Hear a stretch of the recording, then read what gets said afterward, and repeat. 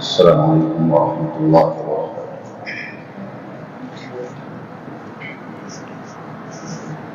قریب قریب آ جائیں۔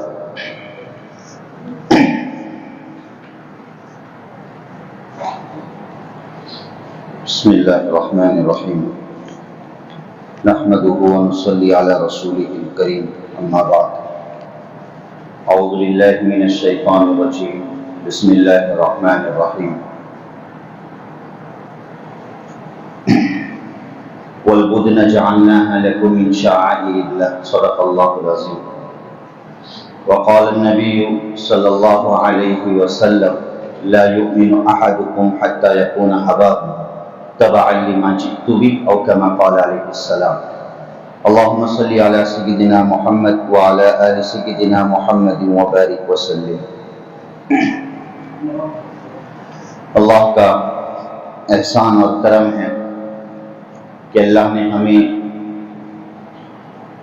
ایمان کی نسبت پر فریضے کی ادائیگی کے بعد بیٹھنے کی توفیق عطا فرمائی۔ جیسے کہ اعلان کیا گیا تھا،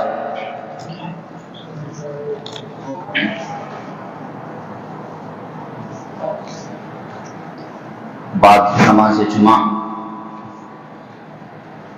چونکہ ذی الحجہ کے ایام میں ہم داخل ہو چکے، تو اسی سے متعلق، اسی سے مناسبت رکھتے ہوئے ذی الحجہ اور قربانی سے متعلق کچھ فضائل اور مسائل کا مذاکرہ ہونا چاہیے۔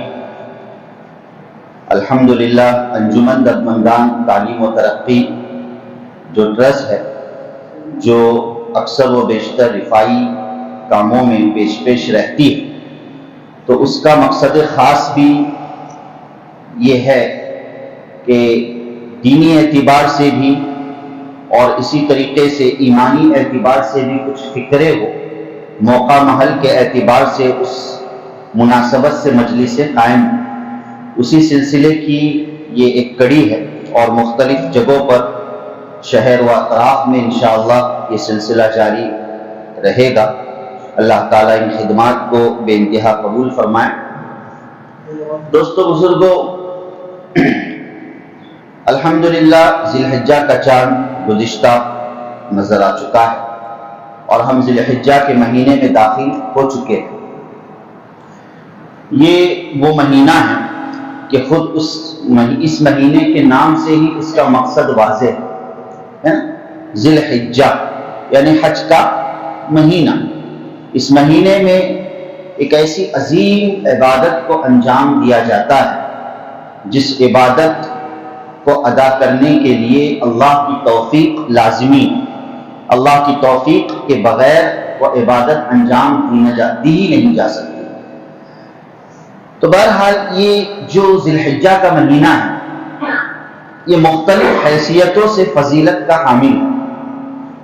ہمیں اپنی معلومات میں اضافہ کرنا چاہیے، اس لیے کہ انسان عمل اس وقت کرے گا جب کہ اسے علم ہو۔ جب علم ہی نہ ہو تو عمل کیسے کر سکتا ہے؟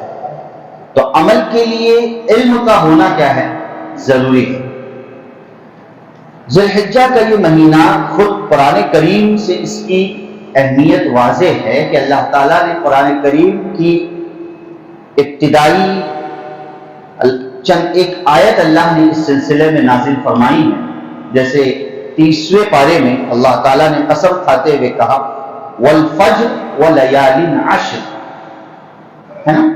اللہ تعالیٰ قرآن کریم میں مختلف چیزوں کی قسمیں کھاتے ہیں، تو یہاں بھی اللہ تعالیٰ نے قسم کھائی، والفجر، قسم ہے فجر کے وقت کی، ولیال عشر، اور قسم ہے 10 راتوں کی۔ اب 10 راتوں سے کیا مراد ہے؟ مفسرین کرام کا اس بات پر اتفاق ہے کہ 10 راتوں سے مراد یہ ذی الحجہ کی 10 راتیں ہیں۔ ذی الحجہ کی کیا ہے؟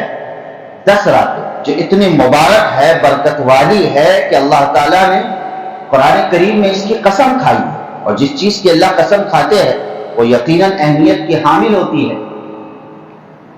اور خود نبی کریم صلی اللہ علیہ وسلم نے اس کی فضیلت کو ذکر کرتے ہوئے بیان فرمایا ہے کہ ابن آدم کا کوئی عمل اللہ کے نزدیک رمضان کے بعد اللہ کے نزدیک اتنا قبول اور اتنا مقبول نہیں ہوتا ہے جن دنوں میں، وہ دن سوائے ذی الحجہ کے، یعنی ذی الحجہ کے دنوں میں جو عبادت کی جاتی ہے اس عبادت کا بہت بڑا مقام ہوتا ہے، اللہ کے نزدیک وہ عبادت بہت پسندیدہ ہے رمضان کے بعد، ان 10 دنوں کا بڑا مقام اور مرتبہ۔ اسی لیے کہا گیا کہ ان 9 دنوں میں ایک ذی الحجہ سے لے کر 9 ذی الحجہ تک اکثر و بیشتر لوگ عرفے کے روزے کے متعلق سوال کرتے ہیں، تو یکم ذی الحجہ سے لے کر 9 ذی الحجہ تک روزے رکھنا اتنی بڑی فضیلت کا باعث ہے کہ ہر روزے کے بدلے ایک روزہ رکھنا گویا کہ سال بھر روزے رکھنے کے مترادف ہو، نہ جانے کتنے 9 سال کے روزے کا ہم ذخیرہ اور ثواب پا سکتے ہیں۔ اور اس کی رات میں عبادت کرنا لیلۃ القدر کے برابر ہے، اس کی رات میں عبادت کرنا کیا ہے؟ لیلۃ القدر کے برابر۔ یہ چیزیں ہمیں معلوم نہیں ہوتی ہے، اس وجہ سے اکثر و بیشتر عمل بھی نہیں ہو پاتا ہے۔ تو باقاعدہ حدیث میں ان دنوں کی فضیلت کو ذکر کیا گیا ہے۔ اسی طریقے سے عرفے کے روزے کے متعلق جو کہ مشہور ہے، نبی کریم صلی اللہ علیہ وسلم نے ذکر فرمایا کہ میں اللہ سے امید رکھتا ہوں اس بات کی کہ عرفے کے روزے کی برکت سے اللہ پچھلے 1 سال کے اور آئندہ 1 سال کے گناہ کو معاف کرے، کفارہ ہو جاتا ہے گناہ۔ تو خاص ان دنوں میں روزوں کا اہتمام کرنا چاہیے اور ان دنوں کا خاص عبادت کے اعتبار سے خیال رکھنا چاہیے، اس لیے کہ یہ ایام وہ ہے کہ ان ایام میں مختلف حیثیت سے عبادتیں انجام دی جاتی ہیں۔ جنہیں اللہ تعالیٰ نے مالداری عطا فرمائی ہے، جنہیں اللہ تعالیٰ نے حج بیت اللہ نصیب فرمایا ہے، وہ اللہ کی منظور نظر بندے وہاں تک پہنچتے ہیں، عبادت کو انجام دیتے ہیں، ہے نا؟ اور جو وہاں تک نہیں پہنچ پاتے، اتنی طاقت نہیں ہوتی، تو قربانی کے ذریعے سے عبادت کو انجام دیتے ہیں، اور جو قربانی نہیں کر سکتا تو وہ بھی محروم نہیں ہے، بلکہ وہ عبادات کے ذریعے سے، روزوں کے ذریعے سے اللہ کا تقرب حاصل کر سکتا ہے۔ حج کرنے والا حج کے ذریعے سے اللہ کا تقرب حاصل کر رہا ہے، قربانی کرنے والا قربانی کے ذریعے سے اللہ کا تقرب حاصل کر رہا ہے، اور روزے رکھنے والا روزوں کے ذریعے سے اللہ کا قرب اور تقرب حاصل کر رہا ہے۔ ظاہر ہے کہ عبادت کی کوئی بھی شکل ہو، چاہے مالی عبادت ہو، چاہے بدنی عبادت ہو، ہر عبادت کا لب لباب اور ہر عبادت کا مقصود کیا ہے؟ تقویٰ۔ کیا ہے؟ تقویٰ ہے۔ اگر عبادت میں تقویٰ نہیں ہے تو بڑی سے بڑی عبادت بھی، چاہے مالی اعتبار سے یا بدنی اعتبار سے، لیکن تقویٰ نہیں، زیرو۔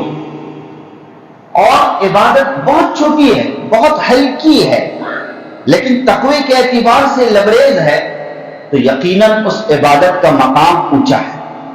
اس عبادت کا مقام کیا ہے؟ اسی لیے اللہ تعالیٰ نے عبادت کی قبولیت کا معیار قرآن کریم میں ذکر فرمایا۔ کیا ذکر فرمایا؟ چھوٹے سے جملے میں، انما یتقبل اللہ من المتقین، کہ اللہ عبادت کس کی قبول کرتے ہیں؟ جو اخلاص کے ساتھ، تقوی کے ساتھ، تقوی کو بنیاد بناتے ہوئے عبادت کرتا ہے، اللہ اسی کی عبادت کو قبول فرماتا ہے، اسی کی عبادت۔ اس لیے ہمارے سامنے ان ایام میں ایک بہت بڑی عبادت جو سامنے آ رہی ہے، جسے ہم قربانی کی عبادت کہتے ہیں، ہے نا؟ یہ ایک بہت بڑی عبادت ہے، اسے خدا را ہمیں رسم و رواج کے سپرد نہیں کرنا چاہیے۔ اور یہ قربانی اللہ تعالیٰ نے ہر شریعت میں رکھی ہے، ہر شریعت۔ وَلِكُلِّ أُمَّةٍ جَعَلْنَا مَنْسَكًا، کہ ہم نے ہر امت میں منسک کو رکھا۔ منسک کہتے ہیں قربانی کو۔ ہر امت میں قربانی کی، انداز الگ الگ تھا، طریقہ کار الگ الگ تھا، ہاں طریقہ کار الگ الگ تھا۔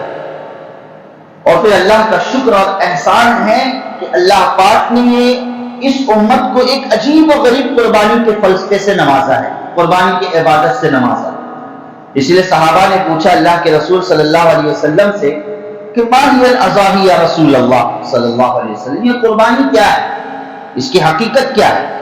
تو نبی کریم صلی اللہ علیہ وسلم نے اس قربانی کے عمل کو حضرت ابراہیم علیہ السلام کی طرف منسوب کرتے ہوئے فرمایا یہ سنت ابیکم ابراہیم علیہ السلام، کہ یہ تو تمہارے ابا حضرت ابراہیم علیہ السلام کی سنت۔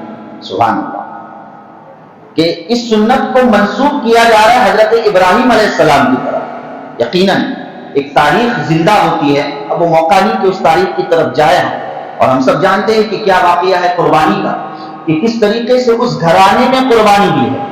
حضرت ابراہیم علیہ السلام نے، حضرت اسماعیل علیہ السلام نے اور ان کی زوجہ محترمہ نے کس طریقے سے اس گھرانے میں قربانی دی۔ اللہ تعالیٰ نے ان کے ایک ایک عمل کو محفوظ رکھا۔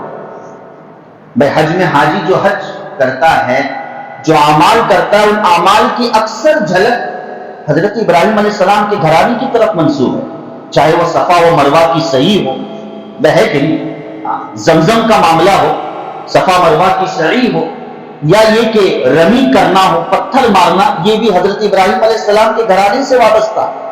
ایک ایک سنت کو اللہ تعالیٰ نے ان کی ایک ایک ادا کو شریعت کا درجہ دے دیا، سنت اور عبادت کا اور وجوبیت اور فرضیت کا درجہ دے دیا، اتنا بڑا مقام ہے۔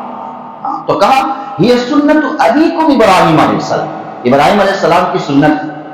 پھر صحابہ چپ نہیں رہے، صحابہ چونکہ اعمال کے اور ثواب کے حریص تھے، جیسے ہم پیسوں کے اور دنیا داری کے حریص ہوتے، بھائی اتنا لگاؤں گا تو کتنا ملے گا، اگر ملتا ہے تو لگاؤں گا ورنہ نہیں لگاؤں گا، یہ مادیت ہے، یہ اسباب ہے۔ لیکن صحابہ کا نقطۂ نظر اور صحابہ کا سوچنے کا زاویہ ہی الگ تھا، وہ ہمیشہ ہر چیز میں دین کو ترجیح دیا کرتے تھے، آخرت کے ثواب کو ترجیح دیا کرتے تھے۔ اس لیے صحابہ نے فوراً سوال کیا وما لنا یا رسول اللہ صلی اللہ علیہ وسلم، ہمیں کیا ملے گا اس پر، ابراہیم علیہ السلام کی سنت پر عمل کر کے ہمیں کیا ثواب ملے گا؟ کہا نبی کریم صلی اللہ علیہ وسلم نے لِكُلِّ شَعْرَةٍ حَسَنَةٍ، لِكُلِّ شَعْرَةٍ حَسَنَةٍ، ہر بال کے بدلے ایک نیکی۔ کتنے بال ہوتے ہیں جانوروں کے اوپر؟ اب دیکھیں صحابہ کا حرص، اور دیکھیے ثواب کے سلسلے میں اس پر بھی صحابہ خاموش نہیں رہے کہ ہر بال کے بدلے ایک نیکی، کتنی نیکیاں مل جائے کہ جانوروں کے بدن پر کتنے بال ہوتے ہیں، کوئی کاؤنٹنگ کر ہی نہیں سکتا ہے۔ تو صحابہ نے فوراً دوسرا سوال کیا فَالصُّوفُ یا رسول اللہ صلی اللہ علیہ وسلم، اس جانور کا کیا ہے جو اون والا ہے؟ ظاہر ہے کہ جو اون والا جانور ہوتا ہے وہ تو اس سے زیادہ اس میں بال ہوتے ہیں۔ تو نبی کریم صلی اللہ علیہ وسلم نے فرمایا کہ اللہ کی، ظاہر ہے جو بات فرمائی اس کا مقصد یہ ہے کہ اللہ کی رحمت تو جانوروں کے بال، ظاہر ہے کہ جانوروں کے بال اللہ کی رحمت کے سامنے کوئی حیثیت نہیں رکھتے۔ اللہ کی رحمت تو کتنی بڑی، اللہ کا اجر و ثواب کتنا بڑا، تو جو اون والے جانور ہیں اس پر بھی اللہ تعالیٰ ہر بال پر ایک نیکی عطا فرماتا ہے۔ تو اتنا ذخیرہ ثواب ہے قربانی کے تعلق سے۔ اسی لیے نبی کریم صلی اللہ علیہ وسلم نے حضرت فاطمہ رضی اللہ تعالیٰ عنہ کو خطاب کرتے ہوئے جو حدیث ذکر فرمائی، جو طویل حدیث ہے، اس میں کیا ذکر فرمایا کہ بھئی اس کا قطرہ زمین پر گرنے سے پہلے ہی اللہ تعالیٰ صاحب قربانی کی کیا کر دیتے ہیں، مغفرت کر دیتے ہیں، صاحب قربانی کی مغفرت فرما، اتنا بڑا ثواب۔ اسی لیے خصوصاً یوم النحر میں، یعنی جو عید کا جو دن ہوتا ہے، اس دن حدیث میں آتا ہے کہ قربانی سے بڑھ کر اللہ کے نزدیک کوئی عمل نہیں، قربانی سے بڑھ کر اللہ کے نزدیک کوئی عمل نہیں اجر و ثواب کے اعتبار سے۔ مثال کے طور پر کوئی شخص یہ کہے کہ ٹھیک ہے قربانی کرنا ہے، اب میں اس کی جگہ پر 100 رکعت نماز پڑھتا ہوں، تو 100 کے 1000 رکعت پڑھ لو، لیکن قربانی کے اجر اور قربانی کے ثواب کو تم نہیں پہنچ سکتے، نہیں پہنچ سکتے۔ بعض لوگوں کے ذہنوں میں یہ بات آتی ہے، اللہ معاف فرمائے کہ گزشتہ سال براہ راست جب قربانی کے ایام چل رہے تھے تو اس وقت کچھ میڈیا پر یہ سوال عام ہو چکا تھا، اور اس میں اسی قسم کے جو نصف کہہ لیجئے کہ معلومات رکھنے والے یا ایسے ہی جعلی قسم کے لوگ ہوتے ہیں، وہ جاتے ہیں اس ڈیبیٹ میں اور ان سے سوال کیا گیا اس طرح سے کہ بھئی یہ کیا چیز ہے قربانی؟ یہ سوائے مال کو ضائع کرنے کے اور کچھ نہیں ہے۔ لاکھوں کی تعداد میں جانوروں کو پوری دنیا میں ذبح کیا جاتا ہے، لاکھوں کی تعداد میں جانوروں کو ذبح کر کے خون بہایا جاتا ہے، اس کا مقصد کیا؟ کتنے پیسوں کو ضائع کیا جا رہا ہے، کتنے روپے کو ضائع کیا جا رہا ہے؟ اور اس سوال کی دیکھا دیکھی میں ہمارے بعض ایمان والے بھائی بھی، مسلمان بھی اس میں شامل ہو جاتے ہیں اور وہ بھی یہ کہتے ہیں کہ بھئی اتنا بکرا لینے کی بجائے 20,000 25,000 اور 30,000 کا بکرا لینے کی بجائے، جانور خریدنے کی بجائے کیوں نہیں کسی غریب کی مدد کرتے ان پیسوں کے ذریعے سے؟ ذہن میں سوال تو بڑا چمکیلا ہے اور سوال بڑا نزاکت والا ہے، آدمی فوراً اس سوال کی چپٹ میں آ سکتا ہے کہ ہاں بات تو بالکل صحیح ہے کہ بھئی میں ذبح کر کے میں کھاؤں گا، چند لوگوں کو کھلاؤں گا، لیکن اسی 20,000 30,000 40,000 سے کسی کا ایجوکیشن ہو جائے گا، ایجوکیشن کا مسئلہ حل ہو جائے گا، کسی غریب کا چولہا جل جائے گا، اس میں زیادہ فائدہ نظر آتا ہے۔ نعوذ باللہ من ذالک، یہ شیطانی دھوکہ ہے۔ یہ کیا ہے؟ شیطانی دھوکہ۔ اس لیے کہ ہر عبادت کا مقام اپنی جگہ پر، ہر عبادت کا وزن اپنی جگہ پر، یہ بات بالکل ختم ہو جاتی ہے اللہ کے رسول صلی اللہ علیہ وسلم کی اس حدیث سے جو میں نے پیش کی کہ قربانی کے دن ابن آدم کا عمل قربانی کے سوا اللہ کے نزدیک اور اتنا کوئی پسندیدہ نہیں جو قربانی کا ہے، جو قربانی کا ہے۔ بھئی آپ کو قربانی کے 30 اور 40,000 روپے پر آپ کی نظر ہے، آپ کے جیب میں 2 اور 4 موبائل رکھے ہوئے ہیں، آپ کے جیب میں نہ جانے ایپل اور مینگو اور نہ جانے کون کون سے بنانا کے موبائل رکھے ہوئے، آپ اس کو بیچو نا اور کسی غریب کی مدد کرو، قربانی پر کیوں نظر ہے؟ خود کا یہ حال ہے، لیکن اگر ظاہر ہے کہ کوئی کر رہا ہے تو اس پر اس طریقے سے اعتراض اور یہ نظر نہیں۔ ہر عمل اپنی جگہ پر، ہر عمل کیا ہوتا ہے؟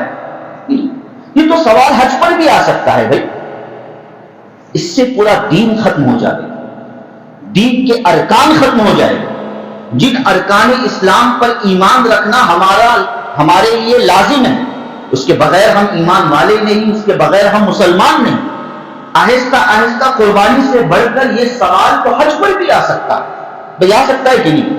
وہاں تو 7 8 لاکھ 10 لاکھ روپے خرچ کر کے حج کو جایا جا رہا ہے، کیا فائدہ اس طرح؟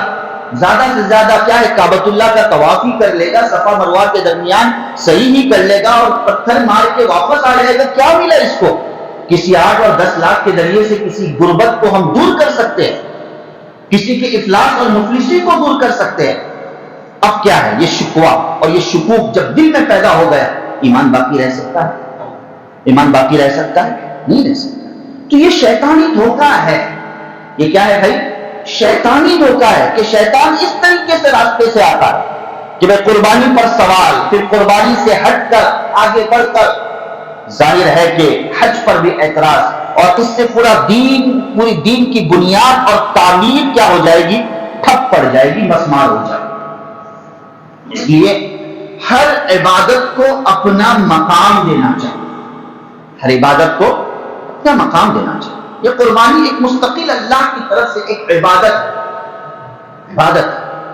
اسی لیے اللہ تعالیٰ نے اس کے مقصد کو ذکر فرمایا، اس قربانی کے اصل مقصد کو ذکر فرمایا۔ جان بھی اللہ کی، مال بھی اللہ کا، ہر چیز اللہ کی۔ اللہ چاہے تو جان کے ذریعے سے صحت اور تندرستی اور بدن کے ذریعے سے اللہ تعالیٰ عبادت چاہے، اگر اللہ چاہے تو مال کا اللہ تعالیٰ حکم دے کہ بھائی مال کو اللہ کے راستے میں خرچ کرو، اس لیے کہ ہر چیز اسی کی ہے، ہر چیز اسی کی ہے۔ اس لیے اللہ تعالیٰ نے قرآن کریم میں 17ویں پارے میں قربانی کے اصل روح کو، قربانی کے اصل مقصد کو ذکر کرنا اتنے واضح انداز میں، لَن يَنَالَ اللَّهَ لُحُومُهَا وَلَا دِمَاؤُهَا، اللہ تعالیٰ کے یہاں نہ تو قربانی کا گوشت پہنچتا ہے اور نہ ہی اس کا خون پہنچتا ہے۔ بھائی پہنچتا ہے کیا؟ نہیں پہنچتا ہے۔ خود ذبح کر رہے ہیں، خود کھا رہے ہیں، دوسروں کو کھلا رہے اور کہہ رہے کہ میں نے اللہ کے لیے قربانی کی۔ ہاں یقیناً اللہ کے لیے کی بھائی، اللہ کے یہاں تو نہ خون پہنچتا ہے نہ گوشت پہنچتا ہے، پھر یہ اللہ کی قربانی کیا ہے؟ وَلَكِنْ يَنَالُهُ التَّقْوَى مِنْكُمْ، مگر اللہ کے یہاں جو چیز پہنچتی ہے وہ تمہارا اندرون، تمہارا جذبہ، تمہاری نیت کہ تم نے حکم کو کیسے فالو کیا، کیسے سرنڈر کیا، کیسے حکم کو تم نے مانا ہے، یہ چیز اللہ کے یہاں پہنچتی ہے۔ یہ مقصد ہے قربانی کا، یہ مقصد ہے۔ اسی لیے اس عبادت کو ہم ایک بہت بڑا مقام دیں، بہت بڑا۔ اسی لیے نبی کریم صلی اللہ علیہ وسلم نے ذکر فرمایا کہ فطیبو، تیبو کے الفاظ ہے کہ بھئی یہ قربانی کرنے میں خوش دلی کے ساتھ قربانی کرو، تنگ دلی کے ساتھ نہ کرو، بلکہ کیسے کرو؟ خوش دلی۔ اب 25 اور 30 اور 40 ہزار لگا بھی دیا ہے، ہاں بڑا مہنگا ملا، دل کو تنگ کرتے ہوئے نہیں، اللہ کے لیے کرو۔ جب آپ نے خرید لیا سو خرید لیا، اب اس کا یہ مطلب نہیں کہا جا رہا ہے کہ بھئی خریدتے وقت ہم ہاؤ تاؤ نہ کریں، وہ تو کرنا ہی ہے، لیکن اب اگر آپ کے پیسے لگ گئے، ہوتا نا بھائی موازنہ ہوتا ہے، لوگ بولتے ہیں کتنے میں لیا؟ 40 ہزار، بہت مہنگا پڑا، وہاں جاتا تو وہاں سستا پڑتا، پھر دل میں ایک کدورت آتی ہے، دل میں ایک تنگی آتی ہے، وہ میں ذرا لاس ہو گیا، نعوذ باللہ من ذالک۔ یہ آپ اپنے گھر کے لیے اور روزمرہ کے ریگولر کے لیے جانور قربان نہیں کر رہے، یہ ایک عبادت کا موقع ہے۔ جب آپ نے وہ پیسے لگا دیے تو یقین جانیے وہ عبادت کے زمرے میں چلے، اس لیے حدیث میں یہ کہا گیا ہے کہ آپ خوش دلی سے قربانی ادا کرو۔ کیسے ادا کرو؟ تنگ دلی سے نہیں، خوش دلی سے قربانی ادا کرنے کی کوشش کرو۔ اس لیے ظاہر ہے کہ پچھلی شریعت کے مقابلے میں اللہ تعالیٰ نے اس شریعت پر بڑا احسان کیا ہے، اس امت مسلمہ پر اللہ کا بڑا احسان ہے کہ کس انداز سے اللہ قربانی مانگے، وگرنہ اس قربانی کا تصور کیجئے گا، کیا وہ قربانی آج کوئی باپ اپنے بیٹے کو ذبح کر کے دے سکتا ہے؟ شاید قربانی کا سبق ہی بند ہو جاتا تھا کہ کس طریقے سے حضرت ابراہیم علیہ السلام نے اپنے لخت جگر کو قربان کرنے کا ارادہ کیا۔ ذرا اس واقعے کو جو بار بار ہم سنتے ہیں، ہم کبھی اس واقعے کا تصور کریں۔ اللہ نے کوئی حکم نہیں دیا تھا ابراہیم علیہ السلام کہ اپنے بیٹے کو ذبح کرو، ظاہر ہے کہ ایسا حکم آ جاتا تو اب نبی اس حکم کے خلاف کر ہی نہیں سکتا، وہ تو لازمی چیز تھی۔ بس اتنا کہ حضرت ابراہیم علیہ السلام صرف خواب دیکھ رہے ہیں۔ کیا دیکھ رہے ہیں؟ خواب دیکھ رہے ہیں۔ اس خواب کو ظاہر ہے کہ مکمل کرنے کے لیے اور عمل میں لانے کے لیے حضرت ابراہیم علیہ السلام کھڑے ہوئے، اس لیے کہ ہر چیز اللہ کی ہے، ہر چیز اللہ کی ہے۔ لیکن اللہ کا احسان ہے کہ اللہ تعالیٰ نے جانور کی شکل میں ہمیں قربانی کا عمل دیا ہے، لیکن افسوس کہ یہ سنت کمزور ہوتی چلی جا رہی۔ ایک زمانہ تھا، ہم بچپن میں دیکھتے تھے، آپ بڑے بزرگ آپ لوگ بھی ہیں، کہ جگہ جگہ پر جانور موجود ہوا کرتے تھے، ایک عجیب موسم ہوتا تھا قربانی کا، جگہ جگہ پر کثرت سے لوگ جانوروں کو قربان کیا کرتے، کثرت سے۔ اس لیے کہ یہ بھی یاد رکھیے کہ یہ جو جانور دیکھ کر ہم قربانی کے جانوروں کو دیکھ کر ہمیں اللہ یاد آتا تھا۔ کیوں اللہ یاد آتا تھا؟ اس لیے کہ اللہ تعالیٰ نے قربانی کے جانور کو اپنا شعائر کہا ہے، وَالْبُدْنَ جَعَلْنَاهَا لَكُمْ مِنْ شَعَائِرِ اللَّهِ، کہ یہ جانور کیا ہے؟ اللہ کے شعائر میں سے۔ اللہ کی شعائر کا مطلب اللہ کی نشانیوں میں سے، جیسے صفا و مروہ کو کہا إِنَّ الصَّفَا وَالْمَرْوَةَ مِنْ شَعَائِرِ اللَّهِ، تو جیسے صفا و مروہ اللہ کے شعائر میں سے، اللہ کی نشانیوں میں سے، مسجد اللہ کی نشانیوں میں سے، اور جو چیز اللہ کی نشانیوں میں سے ہوتی ہے اس کا احترام لازم ہوتا ہے، اس کا ادب لازم ہوتا ہے۔ تو یہ قربانی کے جانور یقیناً اللہ کے شعائر میں سے، تو اس کا احترام بھی ہمیں کرنا چاہیے، اس کی بے ادبی نہیں کرنی چاہیے۔ افسوس کہ ہم اس کو بہت ہی جوکنگ سسٹم میں لے کر چلے جاتے ہیں اور جانوروں کے ساتھ بہت ہی عجیب قسم کا معاملہ کیا۔ اللہ حفاظت فرمائے، خصوصاً موبائل کے ذریعے سے، فوٹوگرافی کے ذریعے سے، نہ جانے کتنا کس طریقے سے فوٹوگرافی لی جاتی ہے اور اس کی تشہیر کی جاتی ہے اور اس کی جوکس بھی بنائے جاتے ہیں، نعوذ باللہ من ذالک۔ اس کی حقیقت کو ہم مردہ کرتے چلے جاتے ہیں، اس کی حقیقت کو ہم کیا کرتے ہیں؟ کمزور اور مردہ کرتے چلے جاتے ہیں۔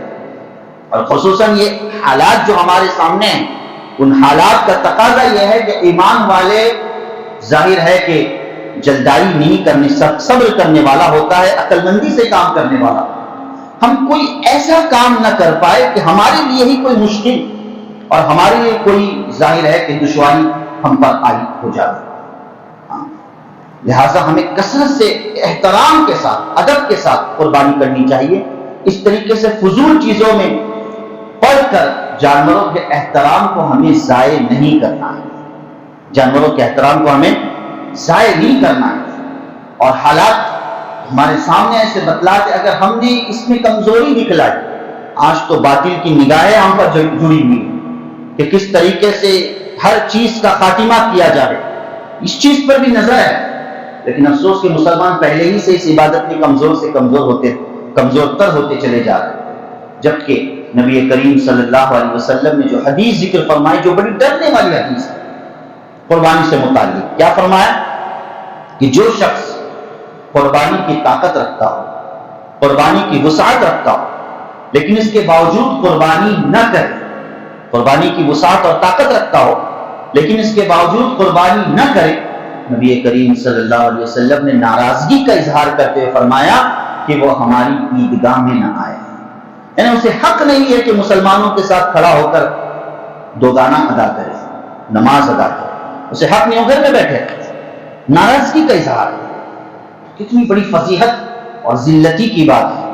اس لیے اللہ نے اگر وسعت دی ہے، مالداری دی ہے، تو ان لوگوں سے گزارش ہے، مؤدبانہ گزارش ہے کہ اس عبادت کو زندہ کریں، اس سنت کو کثیر تعداد میں ہم زندہ کرنے والے بنیں، تاکہ اس کی فضیلت کو ہم حاصل کر سکیں اور اس کے مقصد کو حاصل کر سکیں۔ تو بہرحال یہ ذی الحجہ کے تعلق سے کچھ فضیلتیں آپ کے سامنے پیش کی گئی، اور قربانی سے متعلق جو کچھ احادیث آپ کے سامنے پیش کی گئی ہے، اور ہر عبادت کا ایک اپنا طریقہ کار ہوتا ہے۔ آپ روزانہ ہم جانور جو کھائے گے اس کے لیے کوئی شرطیں نہیں ہوتی ہے، بے شرطیں ہوتی ہے، کوئی شرط نہیں ہوتی سوائے کس کے؟ ذبیحہ کے، ذبح کرنے کے، اور کوئی شرط نہیں ہوتی۔ لیکن قربانی کا جو جانور ہے اس کے لیے اب کچھ شرائط حدیث کی روشنی میں فقہائے کرام نے کچھ مسائل اس کے تعلق سے ذکر فرمائے، تو اس کا ہمیں خیال رکھنا ہے۔ آج کی جو مجلس ہے اس مجلس کا خاص مقصد یہی ہے کہ کچھ مسائل ہمارے سامنے قربانی کے آ جائیں، تو چند مسائل کو پیش کیا جا رہا ہے۔ اگر آپ لوگوں کے ذہن میں کوئی سوال ہو تو دوران کلام ہی سوال کر سکتے ہیں، وہ کوئی بات پوچھ سکتے ہیں انشاءاللہ۔ سب سے پہلی بات کہ چونکہ ذی الحجہ کا چاند نظر آ گیا ہے، بہت سے لوگ سوال کرتے ہیں، فون کرتے ہیں، مسئلہ معلوم کرتے ہیں کہ جب ذی الحجہ کا چاند نظر آ جائے اور جو شخص قربانی کا ارادہ کرے اس کے لیے سنت ہے کہ وہ اپنے ناخن کو اور بدن کے کسی بھی بال کو نہ کاٹے، نہ تراشے۔ یہ سنت ہے، کیا سمجھ میں آئی؟ واجب نہیں، فرض نہیں، ہر چیز کو ایک اپنا بیلنس دیا جائے۔ واجب نہیں کا مطلب کاٹ سکتے ایسا نہیں، سنت ہے بھائی، سنت ہے، اس کو سنت سمجھ کر چھوڑ نہ دیا جائے، لیکن وہ فرض بھی نہیں ہے۔ ورنہ بعض لوگ ایسا سمجھتے ہیں، جیسے کہ آج ہی مجھے ایک فون آیا، بعض لوگ ایسا سمجھتے ہیں کہ اگر میں نے وہ کاٹ دیا، یعنی بال یا ناخن میں نے کیا کر دیا؟ کاٹ دیا، تو اب میں قربانی نہیں کر سکتا ہوں۔ ایسا مسئلہ نہیں، کاٹنا نہیں چاہیے، لیکن اگر کاٹ دیے تب بھی قربانی کرنا چاہے تو قربانی کر سکتے ہیں۔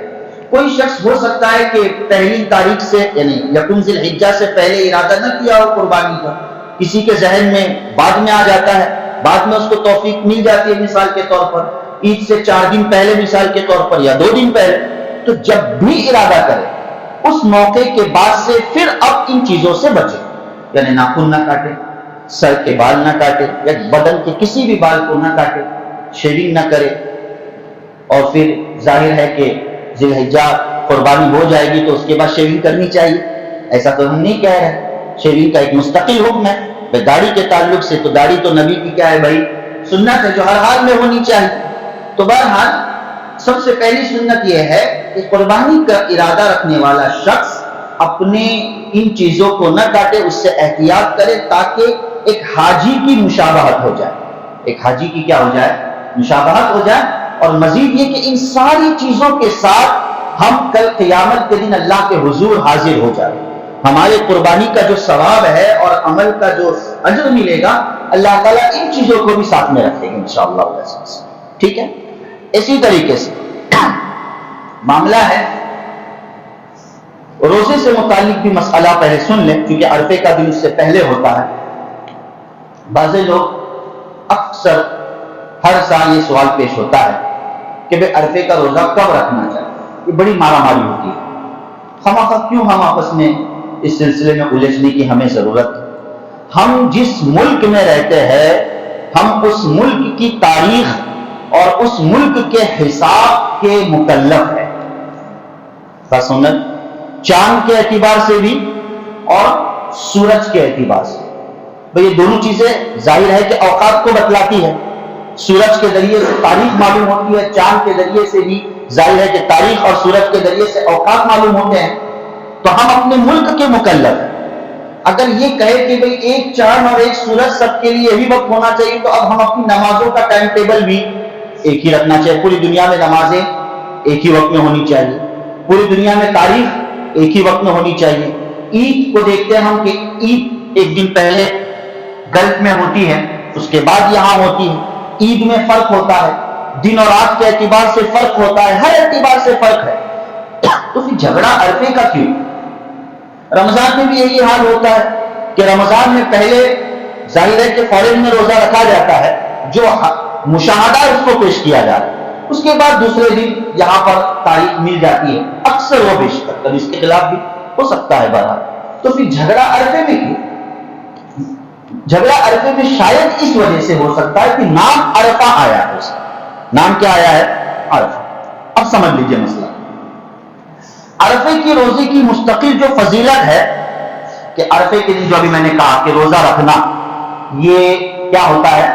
اللہ تعالیٰ ایک سال کے گناہوں کو معاف کر دیتے ہیں، اور آئندہ سال کے، پچھلے سال اور آئندہ سال کے گناہوں کو اللہ پاک معاف کر دیتے ہیں۔ تو یہ عرفے کا دن کا کیا مطلب؟ حدیث کی روشنی میں عرفہ مطلب عید سے پہلے کا دن، 9 ذی الحجہ کو عرفہ کہا جاتا ہے۔ 9 ذی الحجہ کو کیا کہا جاتا ہے؟ عرفہ کہا جاتا ہے۔ اب یہ 9 ذی الحجہ جس ملک کے اعتبار سے جہاں منعقد ہو، اس اعتبار سے وہ عرفے کا دن۔ اسی لیے آپ دیکھو گے کہ جس عرفے کے میدان میں حاجی جمع ہوتے ہیں، جس عرفے کے میدان میں وہاں کے اعتبار سے 9 تاریخ کو جہاں حاجی جمع ہوتے ہیں، تو وہ خود اس دن روزہ نہیں رکھتے۔ حاجی کے لیے اس دن روزہ رکھنا حرام ہے۔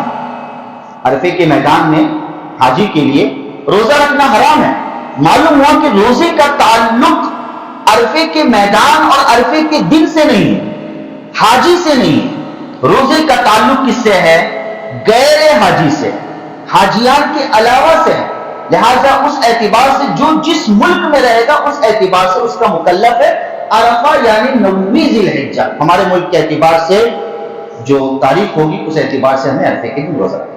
اور اس تو میں سے نکلنے کا سب سے اچھا اور آسان طریقہ یہ ہے کہ 1 سے لے کر 9 تک سارے دن روزے رکھے جائیں، جیسے کہ حدیث سے ثابت ہے 1 سے لے کر 9 تک سارے دن روزے رکھے جائیں۔ عید کے دن روزہ رکھنا تو حرام ہے۔ تو یہ بہرحال ہر سال اختلاف کی بات سامنے آتے رہتی ہے۔ تو عرفے سے مراد کیا ہے وہ آپ کے سامنے پیش کیا گیا ہے۔ جانوروں کے تعلق سے بات یہ ہے کہ سب سے پہلے ہے جانوروں کی عمر کتنی ہونی چاہیے۔ تو حضرات شوافی کے اعتبار سے چونکہ یہ جو مسائل بیان کیے جا رہے وہ فقہ شافعی کے اعتبار سے پیش کیے جا رہے کہ جانور 2 سال کا ہونا چاہیے۔ کتنے سال کا ہونا چاہیے؟ 2 سال مکمل۔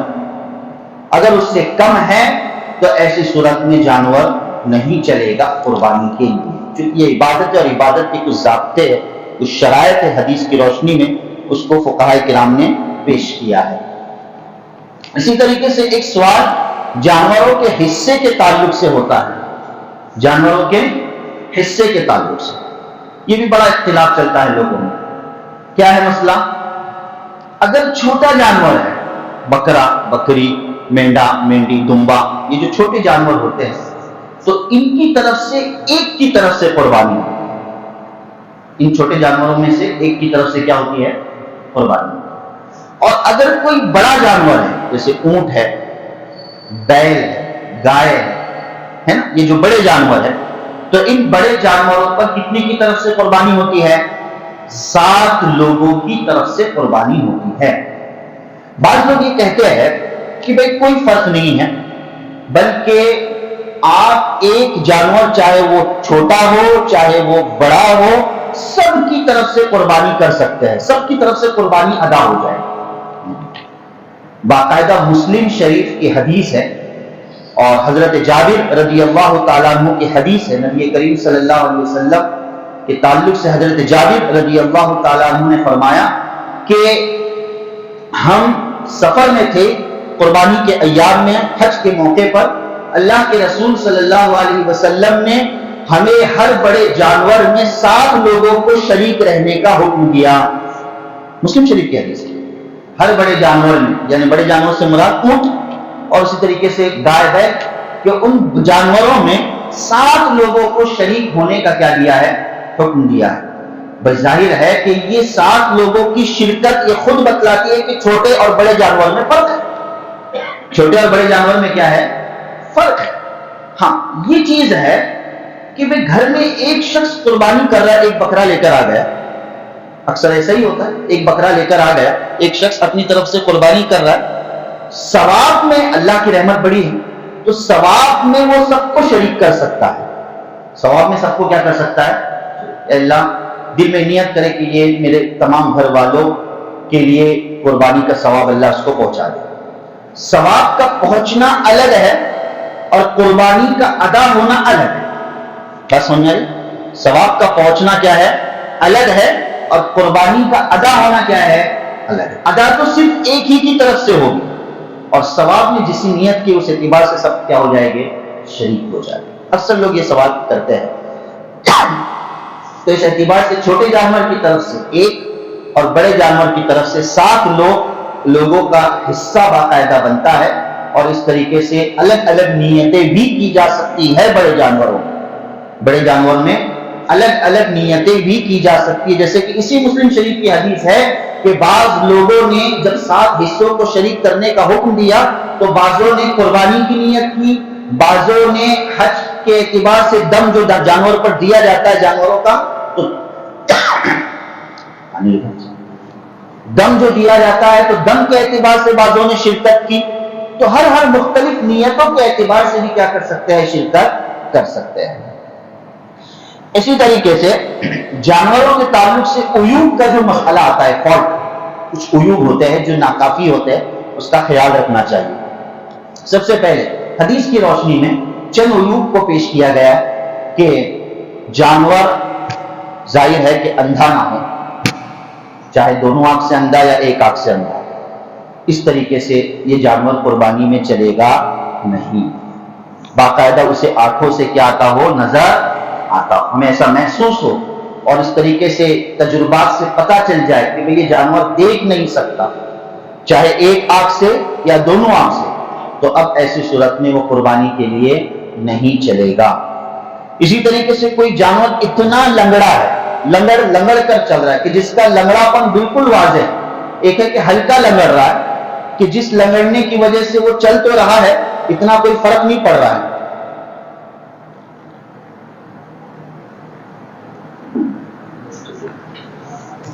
تو ایسی صورت میں وہ چل جائے گا۔ لیکن اتنا زیادہ لنگڑ رہا ہے کہ بالکل واضح ہو رہا ہے، بھلے اس کے سارے اعضاء صحیح ہو، لیکن ایسا لنگڑا جانور قربانی کے لیے نہیں چلے گا۔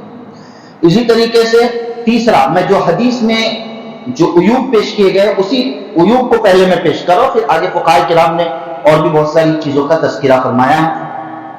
تیسرے نمبر پر انتہائی بیمار قسم کا جانور، یہ بھی قربانی کے لیے نہیں چلے گا۔ بیمار پڑ گیا ہے، بالکل اعضاء بالکل صحیح سالم ہے، یعنی اعضاء تو اس کے ہے کوئی کٹا ہوا نہیں، کچھ بھی نہیں، لیکن جگہ کے جگہ پر لڑکا ہوا، تو وہ جانور بھی قربانی کے لیے نہیں چلے گا۔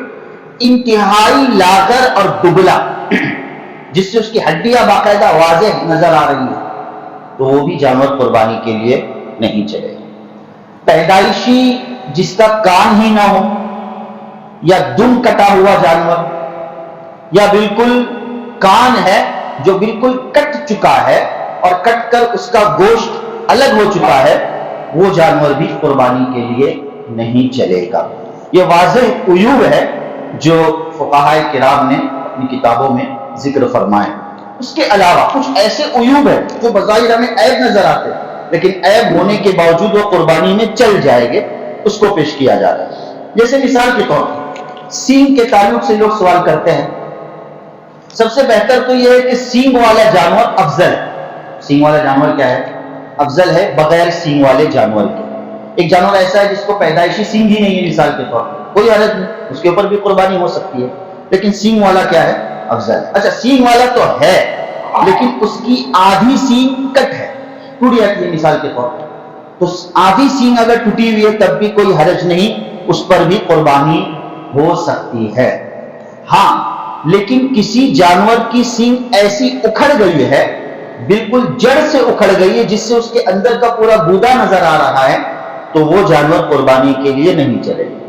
یا تو سرے سے سینگ ہی نہ ہو، یا تو سینگ کٹی ہوئی ہو آدھی، چل جائے گا، لیکن جڑ سے سینگ اکھڑی ہوئی ہو ٹکر مارنے کی وجہ سے اور کچھ بھی، تو وہ جانور قربانی کے لیے نہیں چلے گا۔ سمجھ میں؟